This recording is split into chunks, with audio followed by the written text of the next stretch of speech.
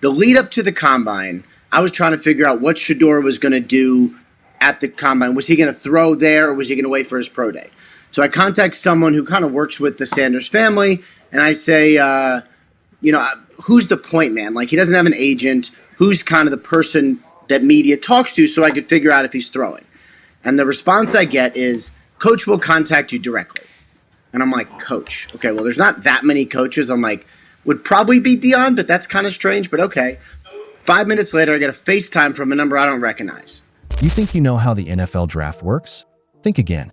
While everyone was obsessing over Shedeur Sanders patting the football at his pro day, they completely missed the masterstroke happening behind the scenes.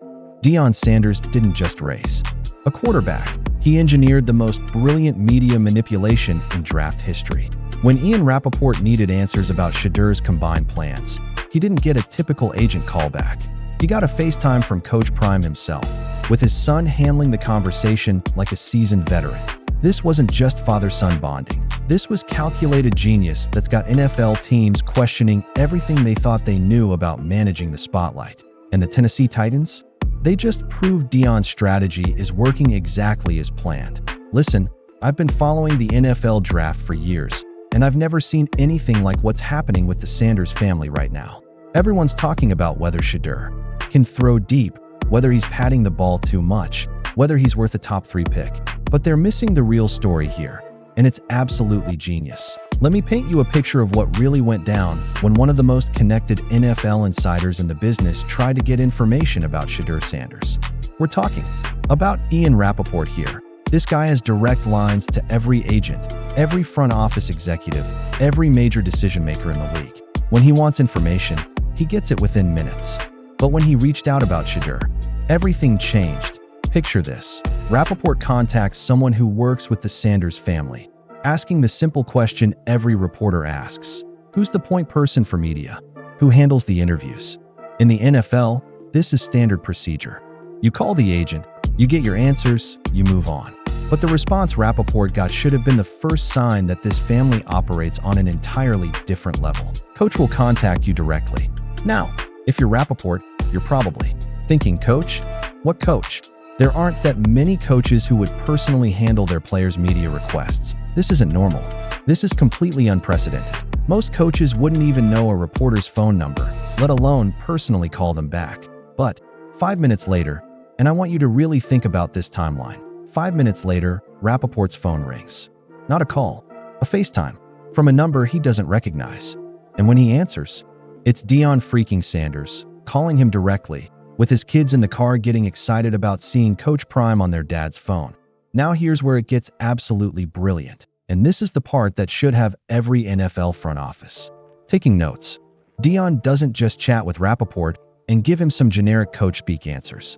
No, he does something that completely flips the script on how these conversations usually go. He hands the phone to Shedeur. Think about that for a second. We're talking about one of the most high-stakes conversations in the pre-draft process. This is Ian Rapoport. When he writes something, it moves the entire NFL conversation. And Deion, instead of controlling the narrative himself, trusts his 22-year-old son to handle it directly. But here's the kicker. Shedeur doesn't just stumble through some awkward conversation. According to Rapoport, who's interviewed hundreds of prospects over the years, this kid handled it like a seasoned professional. He explained his plans, broke down his strategy, discussed his focus areas for the coming weeks, and did it all with the kind of maturity and level-headedness that you'd expect from a 10-year veteran, not a college quarterback. And then, and this is the part that absolutely floored Rapoport, Shedeur hands the phone back to his dad, and Deion simply asks, "You good?" That's it. No damage control, no follow-up questions, no panic about what his son might have said. Just complete confidence that his kid had handled business. Rapoport, who's been covering the NFL for over a decade, said this was not normal. This is a guy who's seen every type of draft preparation, every media strategy, every way that prospects try to manage their image. And he walked away from that conversation saying he was pretty impressed by how the Sanders family operates. But here's what everyone's missing. This wasn't just good parenting or good preparation. This was strategic genius that's paying dividends in ways most people don't even realize. See, While other prospects are worried about their 40-yard dash times or their completion percentages, Shedeur Sanders has become the most talked about name in the entire draft class. And it's not just because of his last name, though that certainly doesn't hurt. It's because every single thing he does becomes a story. Remember what Shedeur himself said at his press conference? "Anywhere I go, there's a spotlight. I've been kind of followed through it all." This kid understands something that most draft prospects never figure out. In today's NFL, attention equals value. And his father has been training him to handle that attention since he was probably in middle school. Look at what happened at his pro day. Colorado didn't even call it a pro day, they called it a showcase. That's branding, people. That's understanding that you're not just evaluating talent, you're creating an event. And when scouts showed up trying to tell Deion how his players should run their 40-yard dashes, what did Coach Prime do? He shut it down immediately. "You don't tell my guys how to run 40. You just got here, get the hell out of the way." That's not just protective parenting. That's brand management at the highest level, and the results speak for themselves. While other prospects are hoping someone notices their workout videos, Shedeur Sanders has NFL players sliding into his mentions on social media. Darius Slayton of the Giants is out here saying he'd love to catch passes from Shedeur. Andre Cisco is talking about breaking on his routes. These aren't just random comments. These are endorsements from active NFL players who see something special. But here's where Deion's strategy gets really interesting and why I think he might be the smartest person in this entire draft process. While everyone else is focused on the noise, the ball padding, the social media attention, the reality TV show aspects, the real story is happening in NFL front offices across the country. Take what just happened with the Tennessee Titans. They were scheduled to have a private workout with Shedeur, and then suddenly, they canceled it. Mutually canceled it, according to reports. Now, on the surface, that might look like bad news for Shedeur. But think about what that actually means. The Titans are sitting at the #1 pick in the draft. They've got their choice of anyone they want. And after seeing Shedeur's showcase, remember, it wasn't just for scouts, it was for the whole world. They decided they'd seen enough. They're reportedly locked in on Cam Ward with the first pick. But here's the genius part of Deion's strategy. That cancellation isn't a rejection, it's validation. The Titans aren't saying Shedeur can't play. They're saying they've already made their decision, and bringing him in for a private workout would be pointless because they're not going to change their minds. That's exactly what you want if you're the Sanders family. You want teams to make clear decisions, one way or the other.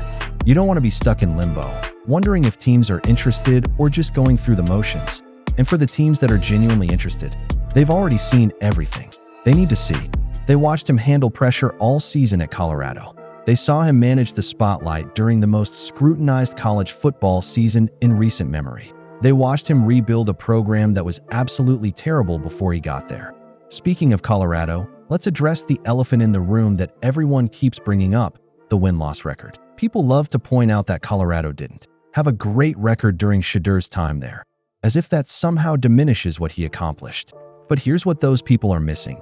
They literally rebuilt an entire program from scratch. We're not talking about tweaking a system or adding a few new players. We're talking about a complete overhaul of a program that was one of the worst in college football. And they did it while having cameras following them around 24/7, with a reality TV show atmosphere, with a documentary crew capturing everything, and with the entire college football world watching their every move. Most quarterbacks get to develop in relative privacy, maybe getting attention during big games or rivalry weeks. Shedeur Sanders has been operating under a microscope since day one, with the kind of pressure that would crush most people. And not only has he survived it, he's thrived in it. Travis Hunter, who's likely going to be a top 2 pick in this same draft, chose to play with Shedeur at Colorado. Think about that. A generational talent like Hunter, who could have gone anywhere, chose to be part of what the Sanders family was building. That's not an accident. But here's where the story gets really interesting and why I think Deion's media strategy is about to pay off in a massive way.